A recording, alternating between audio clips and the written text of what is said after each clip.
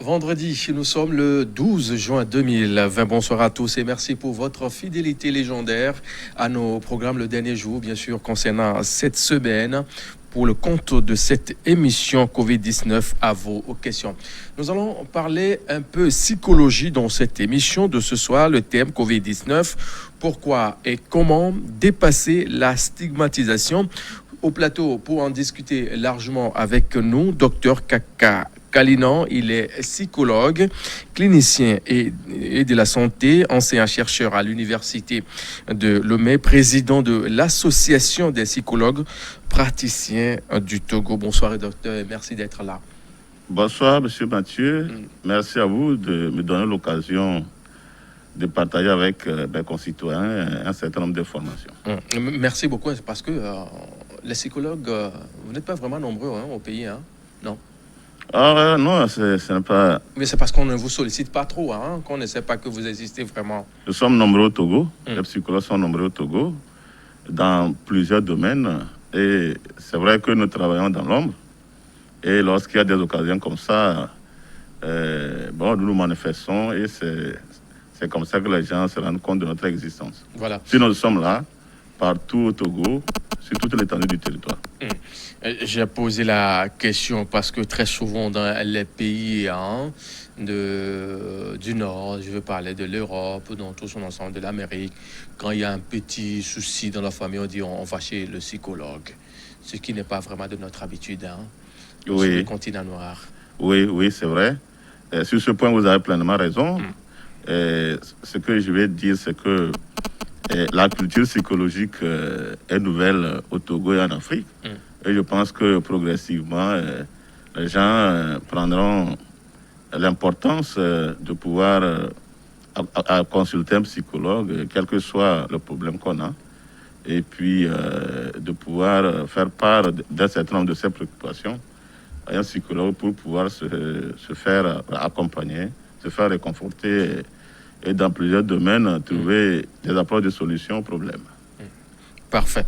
Alors, nous allons nous intéresser à notre thème du jour qui porte bien sûr sur la psychologie. Comment faire bien sûr pour éviter la stigmatisation concernant cette maladie à coronavirus que nous avons connue depuis fin décembre jusqu'à ce moment où nous parlons sur ce plateau à travers le monde entier. Alors, psychologiquement, comment est-ce que vous passez ce temps-là, bien sûr, de la crise sanitaire? Alors, psychologiquement, je me sens interpellé par ce qui se passe. Oui. Parce que je sais que le monde entier, en général, et le Togo en particulier, fait face à une affection qui sollicite de la part de nous tous beaucoup de prudence, de vigilance et la prise en compte d'un certain nombre de mesures pour pouvoir se protéger les autres. Donc, c'est probable que je me sente comme vous, pas très préoccupé, mais très alerté par rapport à ce qui se passe, et surtout par le souci d'accompagner tous ceux qui sont autour pour prendre des mesures et se protéger les autres.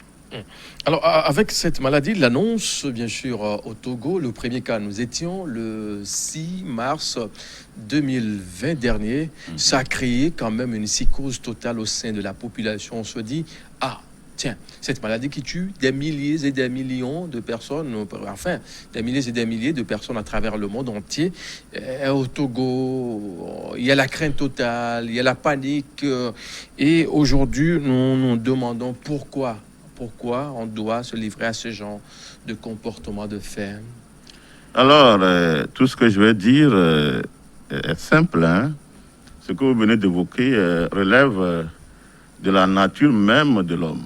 C'est-à-dire que nous, en tant qu'êtres humains, lorsque nous sommes confrontés à une situation difficile, il est tout à fait normal que nous puissions réagir par la peur, la crainte, l'angoisse, le stress et un certain nombre de manifestations qui nous préparent à affronter la situation.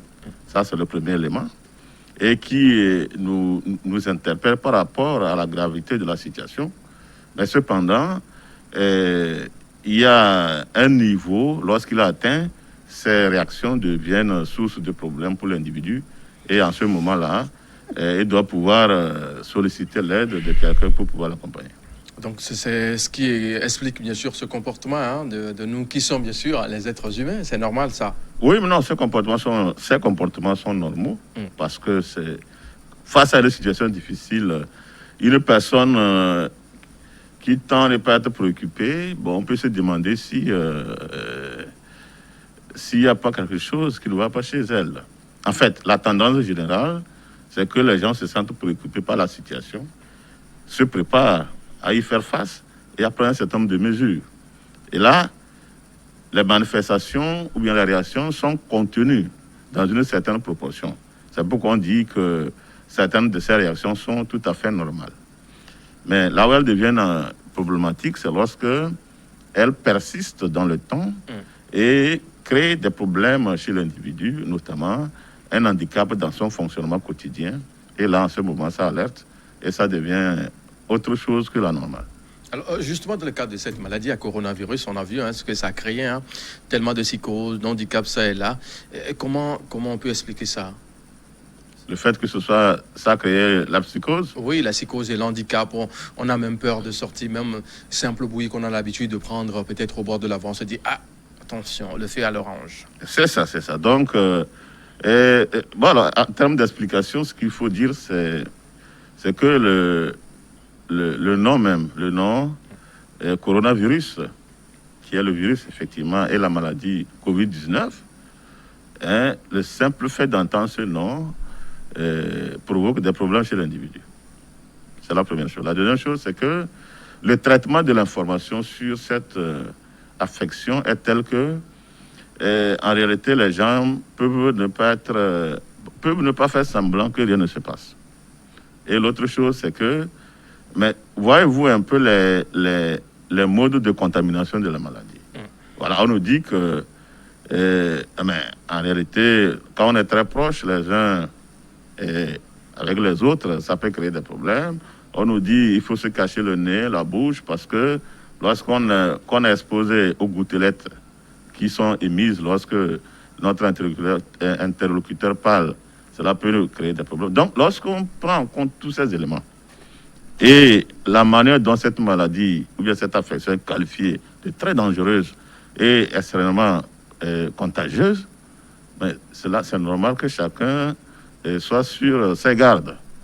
Si bien que, et même parmi les consignes, on dit, si vous n'avez pas quelque chose de très important à faire dehors, il est préférable de rester chez vous. Ouais, donc, ça veut dire que dehors est devenu source de danger pour les gens. Et c'est tout à fait normal que certains se sentent un peu dérangés. Mais ce qui est important, c'est de considérer que tout ce qui est fait, c'est pour que nous soyons à l'abri de cette affection. Alors, on sait aujourd'hui que la cellule riposte, la commission qui est mise en place, travaille d'arrache-pied tous les jours pour qu'il y ait guérison. On enregistre au jour le jour. Et ça fait que on est tenté de dire qu'en réalité, on ne devait pas avoir peur. Oui, en réalité, on ne devrait pas avoir peur. C'est une maladie dont la létalité n'est pas quand même importante. On se dit, bon, voilà, au moins 80-85%, on a la guérison. Oui, c'est vrai que le nombre de personnes qui guérissent est important. Et cela nous laisse penser au fait que cette affection est contrôlable. Pour autant, il va être difficile de dire totalement que c'est une affection qui est comme les autres, vu les modes de contamination. Donc, les modes de contamination sont tels que cette affection est particulière. Et l'autre élément, c'est que, vous voyez, c'est pour la première fois que nous sommes confrontés à une telle affection. Donc, le monde n'y est pas préparé pour y faire face efficacement. Mais, comme vous le dites, il faut commencer à dédramatiser la situation pour dire que oui, nous devons prendre les précautions nécessaires pour nous protéger les autres. Mais si malgré tout ça, nous sommes contaminés, nous savons que nous avons la possibilité de pouvoir nous en sortir parce qu'il y a beaucoup de personnes, parce que la plupart des personnes qui sont infectées arrivent à s'en sortir. Mais ça ne doit pas nous faire croire que vaut mieux, qu'il faut se laisser aller et que s'il y a infection, on va s'en sortir. Comme le disait une haute personnalité de ce pays, il vaut mieux ne pas aller de l'autre côté de CHR de Kégué. C'est-à-dire qu'il vaut mieux ne pas tomber malade pour espérer être soigné. Donc, le plus important pour nous tous, c'est que nous soyons en bonne santé et à l'abri de cette affection. Parfait. Justement, on enregistre, hein, quoi qu'on dit actuellement sur ce plateau, on a quelques cas qu'on ne continue pas à enregistrer, ça et là. Oui. Ce n'est pas seulement au Togo, l'Afrique dans toute son entièreté, et le monde entier est touché par cette maladie à coronavirus. Et on se dit, comment faut-il dédramatiser voilà, la situation, parce qu'on était en face d'un drame qui a fait que tout le monde était quand même dépassé. On avait quand même le niveau de morale dans la chaussette. On se dit, est-ce qu'on peut renouer avec la vie qu'on avait eue de par le passé? Oui, comment faire pour détraumatiser? C'est de considérer que ce virus qui nous fait peur est là peut-être pour un temps dont nous ne pouvons pas déterminer ici la durée. Et pour cela, étant donné que la situation continue à être sous maîtrise, donc nous devons continuer à vivre normalement. Et en vivant normalement, nous devons faire l'effort de ne pas banaliser les mesures barrières, mais plutôt faire tout pour intégrer ces mesures barrières pour nous faciliter la vie. Voilà un peu comment nous devons faire. Donc, apprendre à vivre avec cette maladie, parce qu'on ne sait pas à quand la fin. Parfait. On ne connaît pas la fin de cette maladie. Justement, quand on déclare un cas suspect ou un cas confirmé, c'est toute une équipe qui va à la rencontre de la personne, lui expliquer un peu de quoi il s'agit concrètement, comment faut-il faire, et on le ramène. Et dans le quartier, ça fait débat. Tout le monde se dit, ah, c'est dans cette maison-là qu'on a eu à détecter tel cas. Attention les enfants, ne passez plus par là. Comment on peut on peut faire pour faire un dépassement de soi d'abord et de la situation de cette crise sanitaire en évitant ces constats qu'on a en ces derniers temps concernant bien sûr cette maladie à coronavirus. D'accord, là, si vous avez bien suivi, vous voulez parler des personnes qui sont déjà guéries ou bien des personnes qui ont fait l'objet d'enquête, oui. Si je peux m'exprimer ainsi, et qui malheureusement sont victimes d'un certain nombre de comportements qu'on peut mettre sous le vocable de stigmatisation. Voilà. C'est de ça que vous voulez parler? C'est ça. Voilà, donc avant de vous répondre, je voudrais ici apporter mon réconfort à toutes ces personnes qui sont sorties du confinement, parce que généralement c'est le passage obligé. C'est ça aussi, c'est la première étape, hein, le confinement. Oui, le confinement. Et de la famille, vous savez que l'Africain aime vivre en société. Et quand on dit il y a une personne de la famille qui a été mise à côté, mise en quarantaine, on se dit ouf. Oui, ça veut dire que c'est sérieux. Ouais. Voilà, donc c'est pour cela que ces personnes qui ont fait l'expérience du confinement, je disais que je leur apporte tout mon réconfort. Et aussi ces personnes qui ont développé la maladie, qui ont été hospitalisées. Et comme le disent certains patients, certains pensent qu'ils ont traversé le couloir de la mort.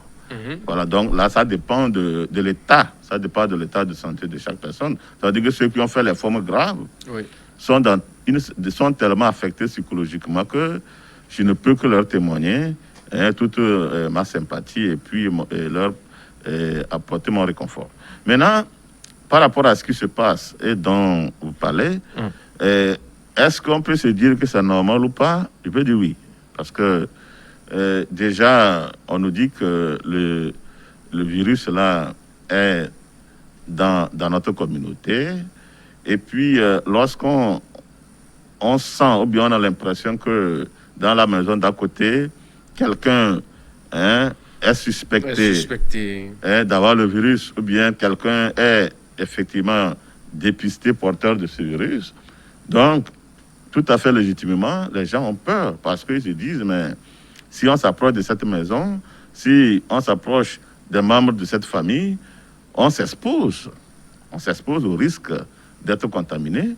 Parce que n'oublions pas aussi que l'une des mesures importantes, l'une des mesures barrières importantes, l'une des mesures préventives importantes, c'est la distanciation sociale. Voilà. Vous voyez que ça, déjà, Ça crée déjà...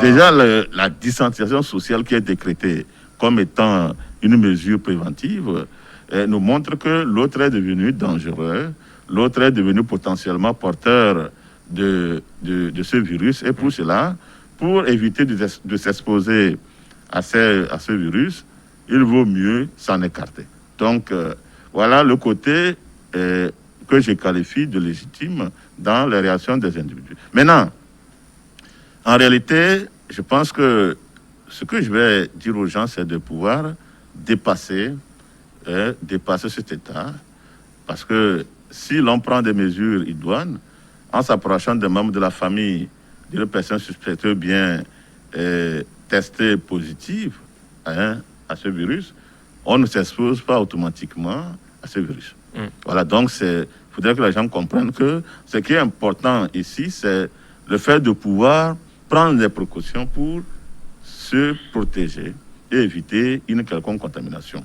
Voilà, donc c'est important de ne pas rejeter les personnes qui nous entourent parce qu'elles ont été malades de ce virus ou bien parce qu'entre-temps, dans les démarches ou bien dans le protocole, ces personnes ont été mises en quarantaine pour pouvoir les tester. Et finalement, le plus souvent, le test se révèle négatif.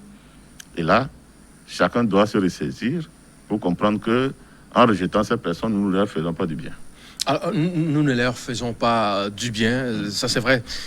C'est une parole d'un expert du domaine que vous êtes. Oui. Mais dans la réalité, c'est un peu difficile. Hein? Oui. Difficile. On a vu avec la maladie, le sida, dans les années 80, ce que ça crée comme panique au sein de la population.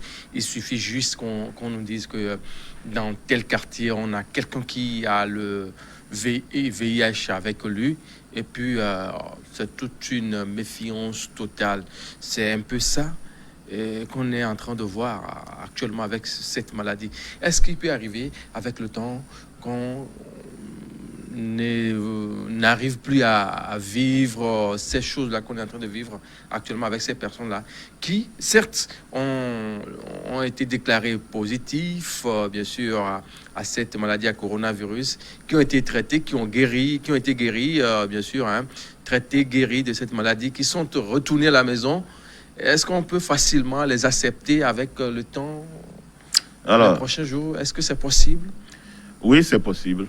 C'est possible parce que lorsque les gens se rendront compte, 2 jours, 3 jours, 4 jours, 1 semaine, 3 semaines, que la personne qui le rejette est en bonne santé, que autour de cette personne, personne d'autre n'est déclaré contaminé, Oui. je pense que ça va commencer à la travailler.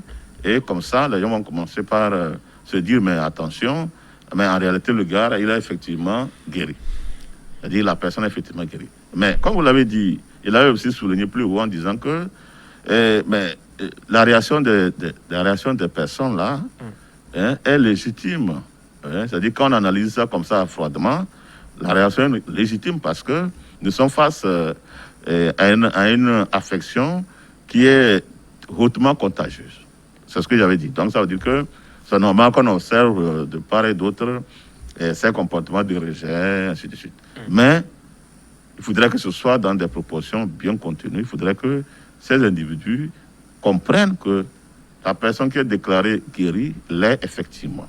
Donc, il ne faudrait pas que les gens... C'est vrai que c'est une bonne chose de se méfier dans un premier temps, mais ça, on ne doit pas aller très loin jusqu'à rejeter ces personnes.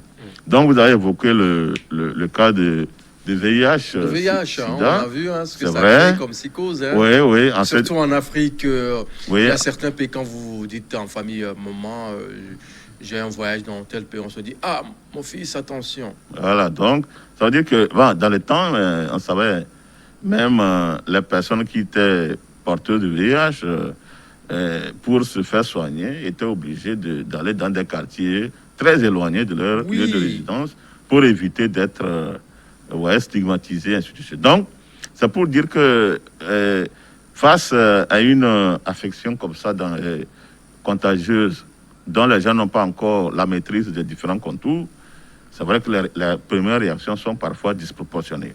Mais au fur et à mesure, et lorsque on passe le temps, on prend le temps de leur donner l'information juste, de les sensibiliser, de leur parler, et les gens vont commencer par changer leur regard et leur comportement à l'égard des personnes qui sont à tort ou à travers suspectées d'avoir Covid-19, ou bien les personnes qui sont guéries de cette maladie. Voilà, donc c'est vrai, c'est une question de temps. Et à force de sensibilisation, à force de parler, à force d'expliquer très bien le mécanisme de cette affection, à force de voir des personnes guéries reprendre leur forme, leur pleine forme, reprendre leurs activités sans problème, les gens vont commencer à dédramatiser la situation, les gens vont commencer à être beaucoup plus tolérants à l'égard de toute personne suspectée comme étant porteuse ou bien comme ayant le coronavirus. Ce qui veut dire que dans les tout prochains jours, on doit essayer de revoir la communication autour de la maladie. Oui, ça veut dire qu'au fur et à mesure Parce que c'est aussi ça le problème. Voilà, donc au fur et à mesure, vous voyez que les messages de sensibilisation évoluent et s'adaptent au contexte. Voilà, donc au départ, on n'avait pas commencé à parler de la stigmatisation. Au départ, on avait commencé à parler des mesures à prendre pour se protéger les autres. Et étant donné que maintenant, les gens ont pu avoir une relative maîtrise des différents contours de cette affection, et que, fort heureusement, beaucoup de personnes qui ont été infectées sont guéries, et que les problèmes nouveaux viennent s'ajouter à ceux créés par la maladie elle-même. Donc, ça veut dire qu'au fur et à mesure, la communication doit prendre en compte ces différents aspects pour amener la population à se montrer beaucoup plus tolérante à l'égard, beaucoup plus tolérante envers les personnes qui sont suspectées ou bien ces personnes qui sont guéries. Donc, je pense que la communication doit tenir compte de tous ces aspects. Surtout qu'on nous demande à apprendre à vivre avec la maladie et la rentrée pour les élèves en classe, des examens, enfin le CEPD, le BEPC, le probatoire, c'est-à-dire le bac 1 et le bac 2, c'est à partir du 15, le lundi prochain. Il faut qu'on apprenne, bien sûr, à vivre avec cette maladie en adoptant les gestes barrières. C'est ça. Mesdames, messieurs, merci de nous rester fidèles. Nous allons marquer une pause sur les chiffres de la cellule riposte, les chiffres qui ont été publiés à la date, bien sûr, du 11 juin 2020.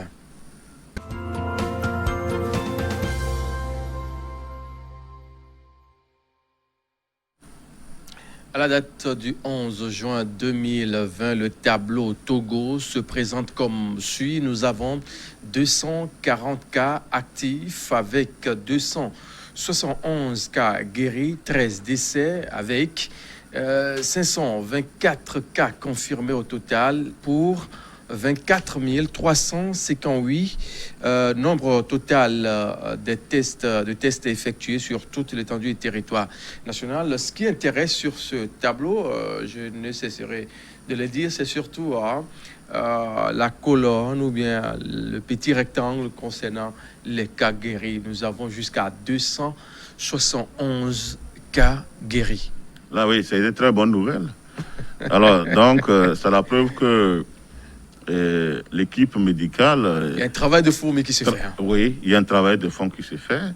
Et c'est l'occasion de les féliciter, de les remercier pour tout ce qui se fait et de les encourager à redoubler davantage d'efforts pour que nous n'ayons plus de cas de décès. Donc, c'est notre souhait et je pense que ce vœu va se réaliser. 13 décès, c'est déjà bon, on n'en veut plus. Oui, c'est important. Parce que nous avons besoin de tout le monde pour le développement du pays. Oui. Voilà pourquoi la population togolaise a besoin d'être en bonne santé et de compter parmi elle tous les membres de famille pour pouvoir faire face aux défis du développement. Il faut quand même qu'on arrive à garder le cap de cette courbe ascendante au niveau, bien sûr, des cas de guéris qu'on a au Togo. Que faut-il faire justement? Alors, pour maintenir, pour toujours, vous parlez du nombre de personnes guéries, c'est Guéris, ça? oui. Oui, donc ça veut dire Il que, faut qu'on arrive à faire quelque chose de concret pour garder, bien sûr, cette lancée-là, tout en contrôlant également les cas oui, actifs. je sais que l'équipe qui est à la charge, qui est à la manœuvre, voilà, s'il faut dire comme ça, au niveau de la prise en charge des personnes qui ont la COVID-19, travaille sans relâche.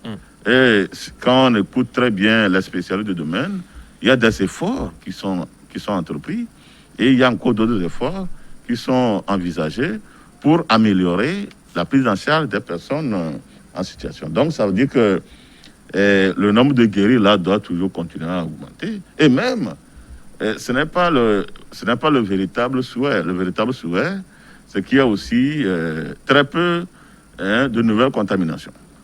Parce que s'il y a beaucoup de nouvelles contaminations et aussi beaucoup de personnes qui guérissent, vous voyez que déjà, le fait de déployer beaucoup de ressources pour prendre en charge ces nombreuses contaminations, des personnes qui ont la maladie, ça va créer une vraie tension sur le plan économique.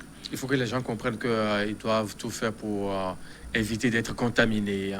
Oui, ça c'est ça l'important dans ce c'est plus moment. important, c'est le message le plus important. Il faudrait que les gens comprennent que nous avons les moyens, nous avons la possibilité de prévenir cette maladie. C'est-à-dire quoi? C'est-à-dire lorsqu'on observe rigoureusement les gestes barrières, lorsqu'on observe rigoureusement les mesures préventives qui sont édictées, ben, nous allons minimiser le risque d'infection. Ça, c'est important. Mais lorsque nous négligeons, d'abord, je dis, lorsque nous négligeons, parce que nous ne nous protégeons pas, en ce moment, nous constituons du danger pour notre famille directe et pour notre communauté. Vous voyez? Donc, c'est très important pour chacun d'entre nous de se ressaisir et surtout de redoubler de vigilance et être beaucoup plus attentif à ce qui se passe.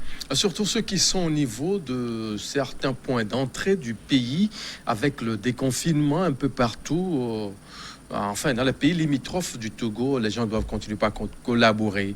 On sait qu'entre-temps, on n'avait pas de cas à Tandjouaré. Finalement, on a un cas à Tandjouaré. Oui. On n'avait pas, bien sûr, dans la zone d'Afanya, on a finalement un cas à Fanya. On n'en avait pas à Kpélé. On a finalement un cas à Kpélé. Finalement, on se dit, qu'est-ce qui se passe? Il faut que les gens continuent à collaborer. Oui, c'est important parce que nous avons vu un peu, à un moment donné, comment les chiffres ont grimpé très rapidement. Et entre autres explications, il était dit que ces contaminations étaient liées beaucoup plus aux voyageurs qui étaient de retour au pays. Donc, c'est le moment d'interpeller tout le monde, surtout les familles qui ont tendance à cacher leurs proches qui sont rentrés. Je pense que c'est la meilleure solution. La meilleure solution, c'est que quand quelqu'un revient du voyage, il faudrait qu'il se soumette au protocole de contrôle et de surveillance, parce que c'est la meilleure façon de se mettre tous à l'abri. Parce que si la personne est contaminée, on ne le sait pas. Surtout que la maladie n'est pas tout de suite visible. Oui. C'est pas visible à l'œil nu. Il faut au moins 14 jours. On ne voit pas le coronavirus à l'œil nu. Donc, imaginez-vous 14 jours d'incubation, et on dit que c'est la durée minimale. Ça veut dire que pendant 14 jours, la personne peut contaminer beaucoup de personnes au sein de sa famille.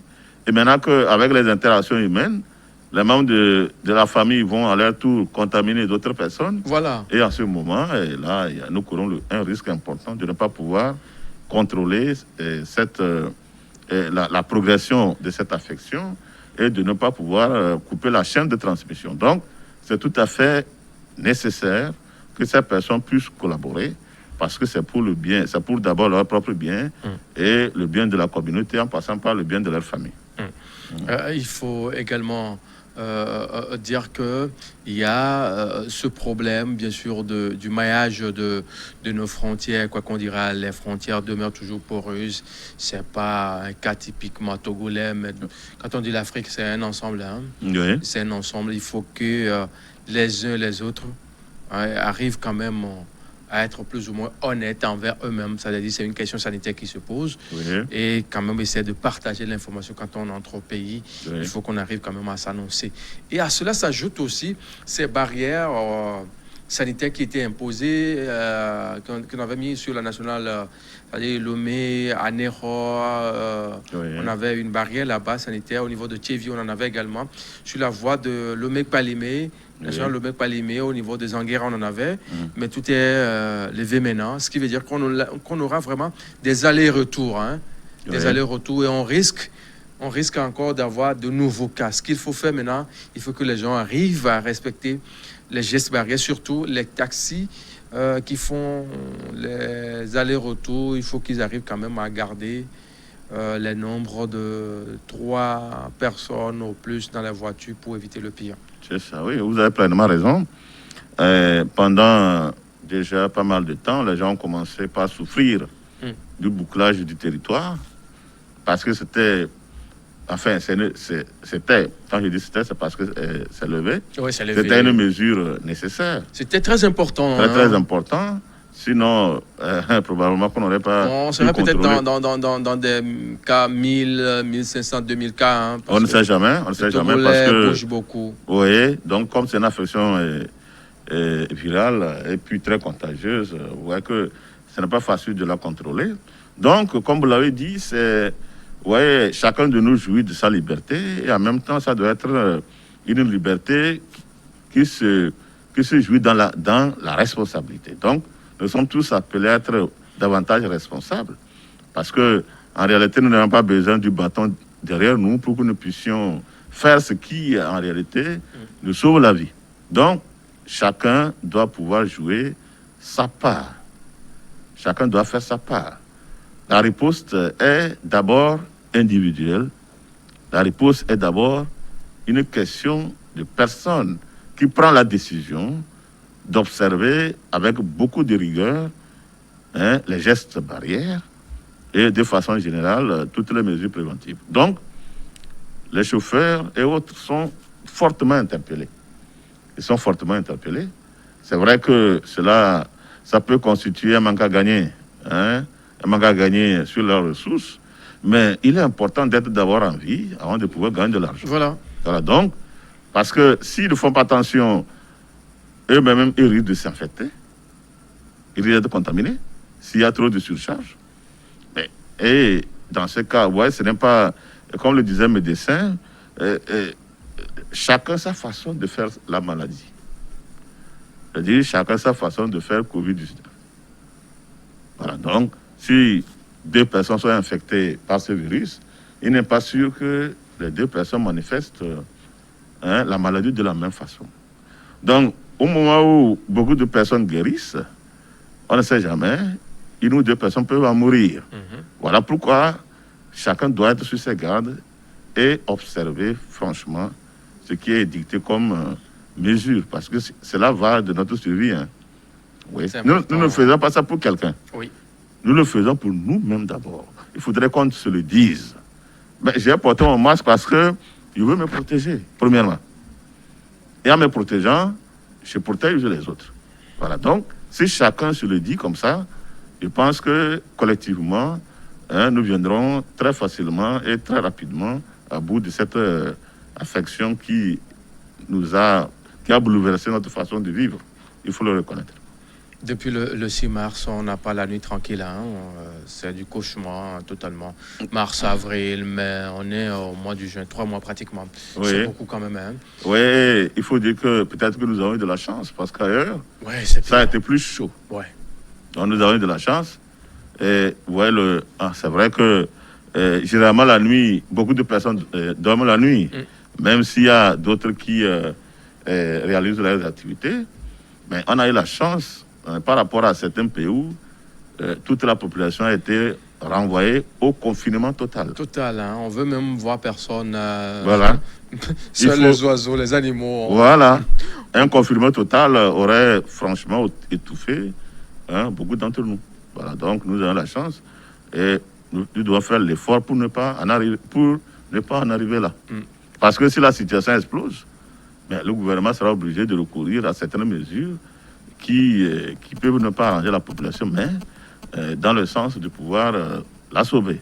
Ouais, donc, faisons tout pour que l'allègement auquel nous assistons puisse se poursuivre, afin que nous puissions retrouver notre rythme habituel de vie, notre mode habituel de vie. Justement, spécialement à l'université de Lomé, puisque vous êtes enseignant, chercheur, Oui, comment est-ce que vous passez ce temps-là? Les examens, il n'y a plus vraiment l'écrit sur place, comme ça. Ça se fait en ligne, les cours, depuis un beau moment. Comment oui. vous arrivez quand même à gérer tout ça là, personnellement? Oui, effectivement, les répercussions de Covid-19 se sont faites tout de suite ressentir à l'université, où depuis, si mon souvenir est bon, depuis le 20 mars, l'université a été, Oui, 20 mars, a c'est été, a été fermée. Et là, je vous rappelle que c'était en pleine période d'examen. Les étudiants venaient de boucler, étaient même à la fin de la première semaine d'examen. Je crois que c'était un vendredi. ça. Oui. Donc, les examens ont été interrompus et les étudiants et les enseignants renvoyés chez eux pour pouvoir se protéger. Donc maintenant, ces examens attendent toujours dans les cartons et les autorités universitaires sont en train d'analyser la situation pour voir dans quelle mesure les reprogrammer. Mais en même temps, pour ne pas pénaliser les étudiants, les autorités universitaires ont institué les cours en ligne. Les cours en ligne, et je pense que tous les enseignants sont rentrés dans la danse et au fur et à mesure, on s'adapte. Et nous constatons que c'est un moyen qui permet quand même de gérer momentanément la situation afin que tout, en attendant que tout rentre dans l'ordre. Donc, nous sommes en train d'apprendre cette nouvelle façon d'enseigner qui est déjà une habitude dans certains pays. Oui. Mais c'est un apprentissage qui va aller très vite parce que nous arrivons à nous adapter à la situation. Mais en même temps, les étudiants, il faudrait aussi féliciter les étudiants qui font beaucoup d'efforts. Parce que, vous voyez, la connexion demande des ressources. Oui, il faut Et avoir les quand moyens on sait que les parents sont déjà... Les parents et les familles sont sous tension à cause de Covid financière. Voilà, à cause de Covid-19. C'est pas facile, hein? Voilà, nous comprenons très bien nos étudiants et nous les encourageons à faire tous les efforts nécessaires pour qu'ils arrivent à capitaliser cette année. Parce que pour un jeune, perdre une année, c'est déjà beaucoup de choses dans la vie. C'est beaucoup. Perdre une année universitaire, c'est pas vraiment facile. Hein? Voilà. Surtout quand on fait la terminale, on a la fouille, quand on va aller à l'université de Lomé. C'est ça. Maintenant aussi à l'université de Cara. Il y a l'université de Cara. Oui. Et on se dit, jeune étudiant, et dans la foulée, on n'arrive plus vraiment à aller au bout de ses rêves. C'est toujours difficile. Très difficile, et ça peut décourager pas mal d'étudiants. Voilà pourquoi il faut vraiment saluer l'initiative des autorités universitaires. Oui. Parce qu'au départ, ça n'était pas gagné d'avance. C'était pas gagné d'avance. Mais nous sommes en train de progresser lentement, mais sûrement. Et nous avons bon espoir que cette année sera concluante pour les étudiants. Parfait. Nous allons prendre une ou deux questions au plus pour clôturer cette émission du jour en toute beauté. La première question du jour nous dit c'est qu'ici, bonsoir. Monsieur, madame, le docteur, je suis, enfin, c'est son nom, Iou depuis Tchévier. Ma préoccupation est celle-ci. Je suis un diffuseur de matchs européens. Si j'exige des mesures barrières à mes clients, et le dispositif de lavage de main, je peux passer les matchs au maximum 15 personnes pour respecter la distanciation. C'est bon? Je pense que... Voilà, donc, je pense que le monsieur est très préoccupé par son activité parce que très prochainement, les championnats européens vont reprendre. Oui, oui. Voilà. Est-ce que s'il exige tout ça, je ne sais pas ce qu'il a... je ne sais pas de quelle mesure part-il. Il parle de la distanciation peut-être dans un club ou... Dans un club, ça veut dire qu'il a assez d'espace. Pour qu'il y ait au moins 1,50 m. 1,50 m, entre les individus. Dedans. Bon. Parce que je pense que la mesure qui dit qu'il faut éviter des regroupements de plus de 15 personnes n'a pas été levé. Non, non, il a parlé de ça également. Voilà, donc ça veut dire que s'il respecte vraiment ces mesures de distanciation sociale, où il y a au moins un écart de 1,50 m, pourquoi pas jusqu'à 2 mètres, si c'est possible, si l'espace là, et s'il exige que tout le monde... Et le port du masque, voilà, et puis se laver les mains proprement. Voilà. Donc, je pense que ça peut aller. Il y a pas, jusqu'alors, il est dans la logique. Parce que n'oublions pas que les gens doivent vivre. Ouais. Les gens doivent vivre. Et si le gouvernement a pris la décision d'alléger un certain nombre de mesures, c'est pour effectivement faire reprendre la vie économique. Parfait. Donc, mais il faudrait qu'il soit très rigoureux. Très rigoureux. Pour ne pas s'exposer à la rigueur de la loi. Voilà un peu. Parfait. On va évoluer avec la dernière question, parce qu'on est pratiquement à la fin de l'émission. La dernière question nous dit ce qui suit. Bonsoir. Merci au plateau. Aujourd'hui, que tout le monde est sensibilisé pour le port des masques. Je propose qu'on donne le bon format, car certains masques artisanaux ne couvrent pas bien la bouche et le nez. En fait, ça, c'est un apport. Oui. Il faut Oui, c'est important. Je pense que son apport est très important. Alors, c'est vrai que le premier pas, c'est d'avoir un masque. Mais ce qui est important, c'est que le masque puisse protéger. Voilà pourquoi il est important de faire l'effort d'avoir des masques qui couvrent à la fois complètement la bouche et le nez. Ouais, parce que la bouche et le nez sont les portes d'entrée de virus, selon ce que les scientifiques nous disent. Donc, alors, est-ce qu'il faut harmoniser le format?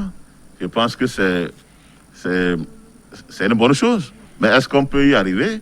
C'est encore là la question, parce que arriver à uniformiser, cela suppose que quelqu'un a la possibilité de produire les masques en grande quantité et de les mettre à la disposition de tout le monde.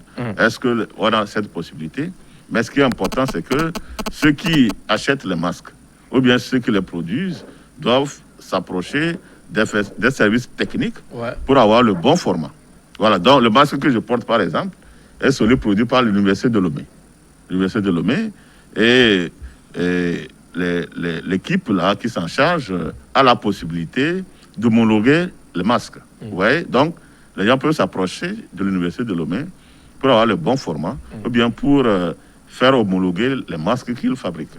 Pour que la population soit réellement protégée. Merci beaucoup, docteur. Merci à vous, monsieur Mathieu. Oui. Ce fut un plaisir. C'est un plaisir, parce que c'est difficile de vous rencontrer, les psychologues, toujours votre disponibilité. Mais on viendra de temps en temps vers vous pour avoir d'amples informations concernant quelques petits soucis ça et là en matière de psychologie. Il n'y a pas de souci. Retour surtout chez vous. Nous sommes là, mais contrairement à ce que vous pensez, nous sommes là très disponibles. Il suffit de nous contacter. C'est le bon numéro. Oui, il n'y a pas de souci. Il n'y a pas de souci. Merci beaucoup. Merci à vous aussi, mesdames et messieurs. Nous sommes pratiquement à la fin de cette émission du jour. Merci à toute l'équipe qui m'a aidé à vous présenter cette émission durant toute cette semaine. Cette équipe qui fabrique au jour le jour cette émission. Mais avant de se séparer, cette information utile, le gouvernement togolais décide la réouverture des établissements scolaires, et ce, uniquement pour les classes des AMEN à compter du lundi 15 juin 2020. Concernant les classes de passage, le gouvernement togolais indiquera les modalités et la période pour les évaluations sur des programmes déjà enseignés. Très bonne suite de nos programmes à vous tous et à très vite.